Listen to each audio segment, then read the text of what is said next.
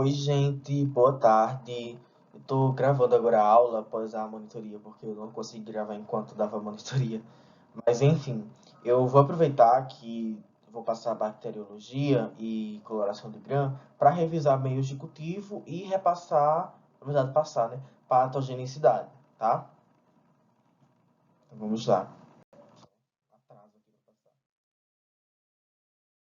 Pra gente começar, perdão, refluxo. É, Então, a gente precisa começar pela morfologia, tá? Então, são três principais morfologias que vocês precisam ter noção para a prova. Os cocos, né? Os cocos, bacilos e vibrião. São esses três os principais que vocês precisam ter em mente. Claro que existem mais outros além deles, mas o foco para a prova são esses três. A gente começa com cocos. Cocos são essas esferazinhas, essas bolinhas. Então, se tiver apenas um cocos, é cocos. Dois cocos juntinhos, grudadinhos, diplococos. A cobrinha de cocos, streptococcus, tá? Quatro cocos juntos, tétrades. Agora, se formar um cubinho, quatro, formando um cubinho, a gente vai chamar de sarcina. Então, quatro juntinhos, tétrades. Um cubinho, sarcina. E um cachinho, né, de uva, como vocês quiserem pensar, estafilococcus, tá? Estafilococcus, um bolinho de cocos. Streptococcus, uma cobrinha. Forma que ele pode cobrar, ele não vai trazer uma imagem, ou pode também trazer uma imagem, mas ele vai estar falando na questão sobre a aparência dela. E aí vai estar as alternativas. E vocês marcam. Aí, ó, cocos formam com aparência. Cocos juntinhos que formam uma aparência de cobrinha. Tá? Não dessa forma. É porque eu não sei como tá lá. Mas é nessa pegada, entendeu? Delays. Aí, agora foi. Por exemplo, aqui. Esse primeiro, vocês podem observar que é uma cobrinha de cocos. Então, é um Streptococcus. Tá vendo que aqui possuem uns cocos juntinhos, essa imagem? Parecem até sarcinas, ou diplococos juntinhos. Mas tá vendo como eles estão ligados em forma de cubinho? Então são sarcinas. Tá vendo caixinha nessa terceira imagem? Vários cocos juntinhos, sem uma forma específica? Então é streptococcus. Staphylococcus, perdão. Staphylococcus. Aí os bacilos. Tem uma forma de bacilos que ele é meio arredondado. É como se fosse um cocos achatado, amassadinho. Então a gente vai chamar de cocobacilos. A gente junta os dois nomes, cocos e para aquele que parece um bacilos, mas que tem mas que é arredondado. Então a gente chama de cocobacilos. O bacilos é esse bastãozinho aí. Então, assim como os cocos, né, se eu tenho dois, eu vou chamar de diplococos. Aqui nos bacilos, se eu tenho dois, eu vou chamar de diplobacilos. Uma cobrinha, uma linha de bacilos é chamada de streptobacilos, tá? Streptococcus, a cobrinha de bolinhas, e a cobrinha de bastões, streptobacilos. Aí tem os vibriões, né? Que é fácil. Os vibriões você pode ver como uma vírgulazinha, como uma pequena cobrinha, tá? O vibrião é esse pequeno. O espiroqueta já é uma maior, é uma cobrinha muito grande, tá? Bem grande. Ou um fiozinho de miojo também, tá? Filamento é um fiozinho, ele não vai estar enroladinho em si, como se fosse uma mola, como a espiroqueta e o vibrião. Ele vai estar bem barbarizante, bem hot. Aí a gente entra nos fatores de virulência, tá? Os fatores de virulência dependem de três formas: as formas de entrada, o número de micro-organismos invasores e a aderência. Esses três tópicos são os fatores de virulência, tá? As portas de entradas, tudo do nosso corpo, né? Boca, nariz, olho, ouvido, ânus, vagina, pênis, pele também é uma porta de entrada, tá? Que é o que a gente vê mais na frente. Vocês têm que se atentar nas portas de entradas e nas grãs positivas e negativas e tal, para a V2, tá? Na V1 é simples, ele vai cobrar só falando um pouco sobre portas de entradas, ou tipos de portas de entradas e alternativa falando. Ai, é considerado porta de entrada, boca, nariz, olho, não sei o que, entendeu? É mais ou menos assim. Mas na V2, ele que é mais sobre as bactérias em si, aí ele vai querer saber, bactéria X entra por qual porta de entrada, causa o quê? Ela é um gram positivo ou um gram negativo? Como que a gente pode combater, entendeu? Na V2 é mais assim. Aí, aderência. Aderência é se o micróbio, né, ele tem a habilidade, né, a estrutura que vai causar uma aderência na superfície de membrana. Por exemplo, e essa aderência é chamada de adesina, tá? É um filamentozinho. Aí pode estar presente em algumas bactérias na pele, como forma de pele, fímbrias e flagelos. Nem toda bactéria possui esses três, tá? Pele, fímbria e flagelo quer dizer a mesma coisa, quase. Mas nem toda bactéria as possuem, tá? Mas elas garantem essa aderência. Então, se a bactéria possui alguma dessas três, ela vai conseguir se fixar em alguma parede, em alguma membrana, tá? E número de micro-organismos invasores. Só que esse número de micro-organismos invasores tem um porém. Vai depender se eles possuem cápsula, parede celular e enzimas bacterianas, tá?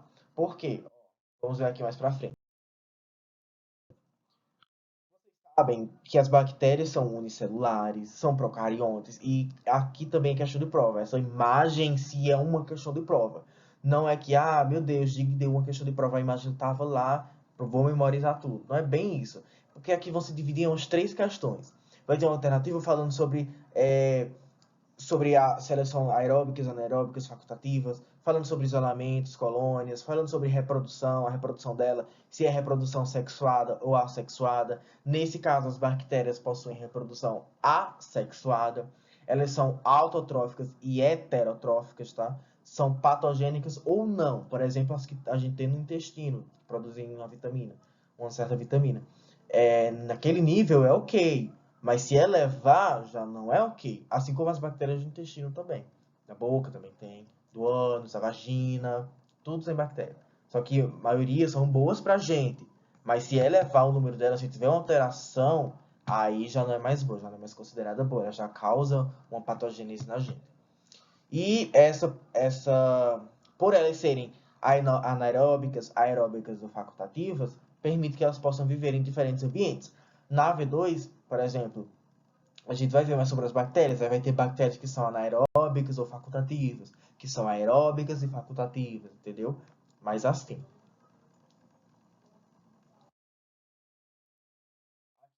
Parede celular, flagelo, cápsula e pile são coisas que nem toda bactéria possui. Mas DNA, citoplasma, ribossomos, plasmídio, membrana plasmática, todas elas possuem, tá? Aí,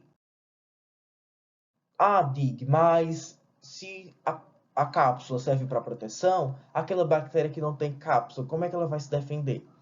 Ela vai se defender pela proteína M. Ela vai possuir duas coisas: a proteína M e os ácidos micólicos. Proteína M que vai dar resistência a calor e acidez, e ácidos micólicos que vai estar impedindo que ela seja fagocitada, tá? Então, mesmo que ela sofra a fagocitose, entre aspas, ela não vai ser digerida, ela vai se reproduzir dentro do fagócito e vai barbarizar ele, tá?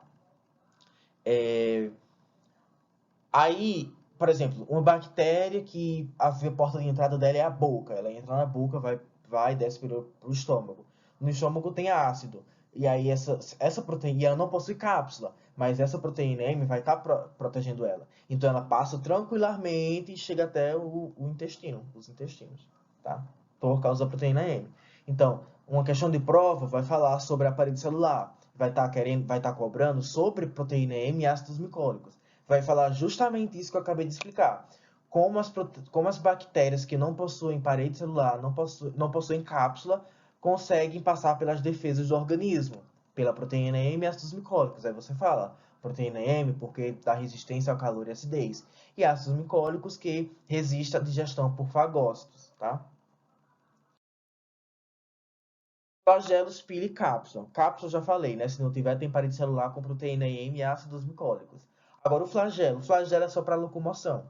Mas se não tiver, ela vai se deixar levar. A pile, para aderência. Se não tiver, só vai se deixar levar. Vai percorrer todo o organismo. Entendeu?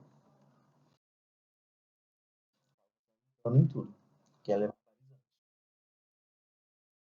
E aí, para revisar meios de cultura, né? Que são culturas artificiais isoladas. Vocês não fizeram, mas vocês fizeram a coleta de algum ambiente e deixaram lá o frasquinho. Para depois, Valber, no caso, ele mandou eu fazer isso, fazer a inoculação do que vocês coletaram nas placas de Petri para a bactéria crescer de fato. E aí eu fiz isso. E na próxima aula prática de vocês já vão ver as placas de Petri com as bactérias crescidas, dos lugares que vocês pegaram. E vocês já podem estar observando a forma dela, a elevação, o tamanho, a borda, a pigmentação. Nossa, eu tô tendo muito refluxo, perdão. Por mais que vocês não saibam, elevação, forma e tamanho X significa que é bactéria tal. Por mais que vocês não saibam isso, vocês já podem estar observando essas características, tá? Das colônias de bactérias. Outra questão de prova que eu falei para vocês é sobre as autoclaves. Vai estar lá o enunciado falando, é uma máquina que realiza esterilização através de vapor, pressão, umidade, e vai ter as imagens. E você marca que é autoclave, que é essa. Vai ser a sua segunda foto aí, ó, que vai estar lá. Em cultura mista e cultura pura. Outra coisa que vocês já podem observar na placa de vocês é se é uma cultura mista ou pura. Se crescer mais de um tipo de. Por isso que eu falo, observem tamanho, bordas, pigmentações e tal. Porque você já vê, se tiver mais de uma forma lá, mais de uma pigmentação, entendeu? Significa que possui mais de um tipo de organismo ali, micro-organismo ali, de bactéria. Agora, se não tiver nada, se for tranquilo, tranquiluxo, assim, se tiver tudo igualzinho, tudo hot, é porque é uma cultura pura. Aí os meios ideais quanto à consistência.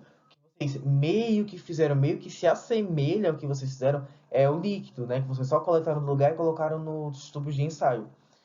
Com com alguma coisa lá para ativar elas, meio que ativar elas, sabe? E aí tinham duas opções, meio semissólido e sólido, para fazer a inoculação delas. Salvo engano, eu fiz a semissólida, mas também havia sólido já. Né? Mas foi a semissólido, que é o agarinjão mesmo.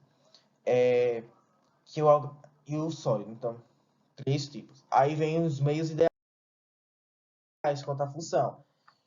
Os enriquecidos, que são os caldos, né? Caldos e os meios sólidos em si. Os simples, que são o H simples, só o H em gel. E o seletivo, por mais que eu tenha feito no H em gel, porque não é para durar muito tempo, tá? É para ser o suficiente para a aula. Não é para durar mais de um mês, por exemplo. Mas se fosse o caso, a gente utilizaria o água sólido, que já é mais, né, barbarizante, é o meio de manutenção, vai estimular o crescimento, dar suporte à sobrevivência daquela bactéria. Mas o agar em gel vai permitir que a gente fique vivo o suficiente que a gente possa analisar e depois descartar, né, jogar fora. E o seletivo, que são os caldos, que permitem o crescimento de certas bactérias e inibe de outras. Favorece umas e desfavorece outras. Coloração de grão. A coloração de grão é o que a gente vai fazer na próxima aula. Pra, vão pegar as placas de vocês, vão pegar um suavezinho e vão passar numa plaquinha, que eu esqueci o nome, e a gente vai fazer a coloração de grão para identificar grãos positivos e negativos. Aí, tem uma questão aberta da prova de vocês que é justamente sobre isso.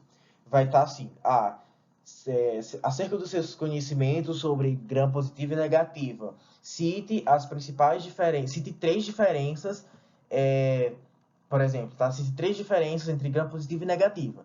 Valber aceita duas, tá ok também, duas a três, mas uma só não aceita não. Mas vocês colocam assim, gram positiva possui uma camada espessa de peptídeo glicano e uma única membrana plasmática. Pronto. Gram negativa possui duas membranas plasmáticas e uma camada de peptídeo glicano. Pronto. Colocou essas diferenças, você pode até topicar, fazer tópicozinhos, dois pontinhos, aí coloca aí, dois pontinhos, coloca a outra. Eu fiz assim, ele considerou, peguei meu ponto. Elba também vai considerar, tá? Isso será a mesma questão na prova. Toda prova vai ter essa questão. Não importa em que lugar seja, né? Porque vão alterar as ordens e tal. E vão mudar também algumas questões. Pode ser que ela peça só as características da gram positiva. Aí você tem que falar que possui uma espessa camada de peptidoglicano e uma membrana plasmática. E se na outra prova de alguém, pode pedir só a gram-negativa. Aí você tem que falar que possui 2 membranas e uma única de peptidoglicano. Minha bebida uma aguinha. Coloração de grão, que é o que a gente vai realizar na próxima aula prática de vocês. Vocês vão fazer o seguinte. Ó, aqui também é outra questão de prova. E é aberto também, tá? Por mais que, ai meu Deus, quantas questões abertas. É porque Valber disse que serão 4 questões abertas, tá? Serão 4 questões abertas. Uma delas é essa daqui. Que na de alguém pode pedir a primeira etapa. Na de outra pessoa pode pedir a segunda etapa. Na de outra pode pedir todas as etapas, entendeu? Para você descrever todas. E aí o que é que você vai fazer? Calma lá. Você vai fazer o seguinte. Primeira etapa, anotem aí, é o cristal violeta. A adição de cristal violeta. Você vai pegar o cristal violeta, vai pingar ali na plaquinha com a bactéria e vai deixar agir por 1 minuto. Por quê? Porque esse cristal violeta, durante esse tempo, ele vai fixar a coloração roxa. Notem aí. A coloração roxa ou violeta ou azulada nas o quê? Grãos positivas. Então, cristal violeta, eu vou fixar a cor violeta, roxa, azul, tanto faz, da forma que você vê, na grã positiva, durante esse 1 minuto. Depois desse 1 minuto, a gente vai colocar o Lugol. Vamos adicionar o Lugol. Por quê? Porque o Lugol, ele é um iodo e vai fixar a coloração na grã positiva. O iodo vai estar fazendo essa fixação da coloração nas grãs o quê? Positivas. Sempre reforça isso. A primeira etapa é fixar a cor na grã positiva. Na segunda etapa é que são as grãs negativas. Então, mais, menos. Depois do iodo passar 1 minuto também, vocês vão fazer a lavagem. Essa lavagem pode ser com água ou com álcool, tá? Tanto faz. Depois deixa a gente passar uns 15 segundos e a gente vai adicionar a fucsina. A fucsina é a quarta etapa, que vai adicionar a cor. Anotem novamente. A fucsina adiciona a cor laranja, rosa ou vermelha nas grãs negativas. Então, se eu fixei as positivas com as cores delas, fiz a lavagem, nessa lavagem o que aconteceu? Aconteceu uma descoloração, tá? Eu tirei aquela cristal violeta que estava só ali por cima da grã negativa. Só tirei mesmo. E a grã positiva, como já estava fixado, ficou, tá? E aí adicionei a fucsina, para a fucsina agora fixar na grã negativa. Depois disso, deixo agir por 30 segundos e faço a lavagem novamente, com água ou álcool, tanto faz, tá? Então é isso. Primeira etapa, cristal violeta, adicionar a coloração violeta, roxa, azul na grã positiva. Segunda etapa, adicionar Lugol, que é um iodo que vai fixar, iodo mordente, que vai fixar a coloração violeta, ou vai fixar a coloração nas grãs positivas. Depois disso, faço a lavagem e vamos para o terceiro passo, que é esperar 15 segundos. Não, depois a gente vai para adicionar a fucsina. Fez a lavagem, vamos para a fucsina. Na fucsina, a gente vai estar adicionando a coloração rosa, vermelho, laranja na grã negativa. Depois de fazer a lavagem, pronto, tá? Tá colorido. Grã positiva com a coloração e a negativa com a sua, tá? E é isso. Aí vem as enzimas bacterianas. As enzimas bacterianas, na prova, vai estar falando, vai ser meio assim, ó.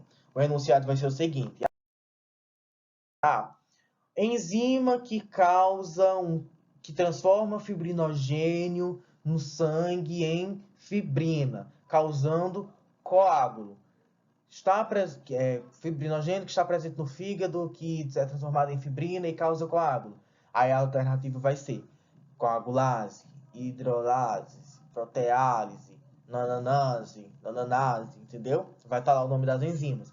Você tem que saber, falou em coágulo, falou em presta atenção, transformar fibrinogênio no sangue em fibrina, coagulase, enzima bacteriana coagulase. Essa enzima bacteriana a gente também usa em laboratório para diferenciar certos tipos de estafilococos isolados. Por exemplo, tem um teste de coagulase que se faz para a gente saber se você está contaminado com estafilococos aureus, iucos intermédios ou estafilococos, outro qualquer, tá? Mas é principalmente usado para saber se você está com aureus ou alguma outra variante. No caso, se der positivo o teste, vai formar um grumo, que é um precipitado, tipo o líquido está se solidificando e está ficando branco. Então, deu positivo. Você está com Staphylococcus aureus. Se der negativo, se der negativo, é porque deu ausência dessa aglutinação. Então, não teve Staphylococcus aureus. Pode ser algum outro tipo de Staphylococcus, mas não é aureus, tá? Na questão não vai cair o teste de coagulase, não. Mas vai estar falando sobre isso, então é importante vocês saberem. E aqui é só para vocês saberem os 3 tipos aí de Staphylococcus. E as quinases. As quinases, elas degradam... Perdão, nossa, eu tô tendo muito refluxo. As quinases... Nossa, achei que vinha outra. As quinases, elas degradam a fibrina. Se a coagulase transforma fibrinogênio em fibrina, a quinase vai estar quebrando a fibrina. São enzimas que catalisam a fosforilação de proteínas. O que isso significa? O que significa que elas catalisam a fosforilação? Significa que ela meio que facilita ou acelera a transformação de grupos de fosfato de uma molécula doadora para a molécula alvo. Geralmente é um ATP que faz isso. Então, geralmente pega um ATP e joga para o outro lado, entendeu? Joga para alvo. E aí, fazendo isso, altera a conformação tridimensional, altera a forma, o formato e a função daquela proteína, tá?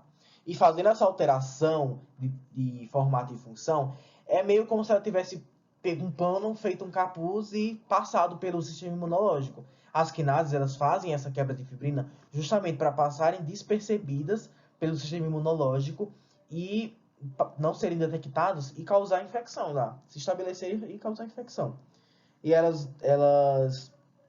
vão desempenhar vários papéis. Tipo, elas vão estar regulando essas quinases, tá? Elas vão estar regulando o metabolismo, a resposta do estímulo do ambiente, a virulência, tá? E a invasão do sistema imunológico. É isso, entendeu? A quinase é muito safada, ela não é boa, não. Ela é bem hot mesmo. E aí vem a hialuronidase e colagenase, perdão.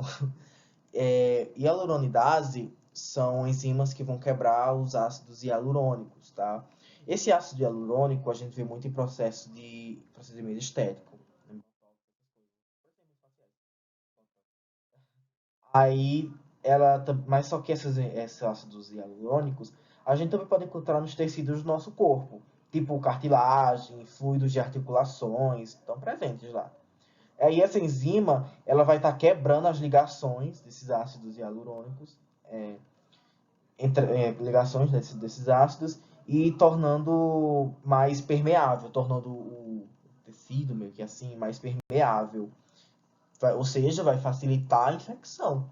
Vai estar barbarizando, vai estar preparando o terreno para a infecção começar.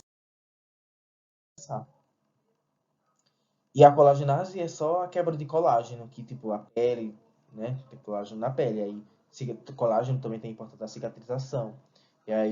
Essa colágeno, ela vai estar quebrando esses colágenos, dificultando uma regeneração e tal. É barbarizante, vai estar barbarizando mesmo. Proteases. As proteases são as últimas enzimas que a gente vê aqui. Aí, que é importante também para a prova. A clivagem, a gente vai ter a clivagem proteolítica, que são as enzimas que quebram ligações peptídicas entre os aminoácidos e as proteínas. Que você sabe que uma proteína é formada por aminoácidos. Aí vai quebrar essa proteína e vai devorar esses aminoácidos. Devorando esses aminoácidos, né, no caso destruindo as proteínas, vai estar abrindo espaço para infecção. Todas essas enzimas vão estar barbarizantes para servir de cavalo de Troia, por exemplo, algo do tipo. Para chegar assim como um escudo, ou só para preparar o terreno para a infecção começar e a patogênese se iniciar. Elas são barbarizantes, babilônicas mesmo, tá? E é isso que elas fazem. É assim que vai estar na prova. Vai estar falando sobre uma enzima que quebra ligações peptídicas entre aminoácidos das proteínas, que causa isso e aquilo. Proteases. A enzima que...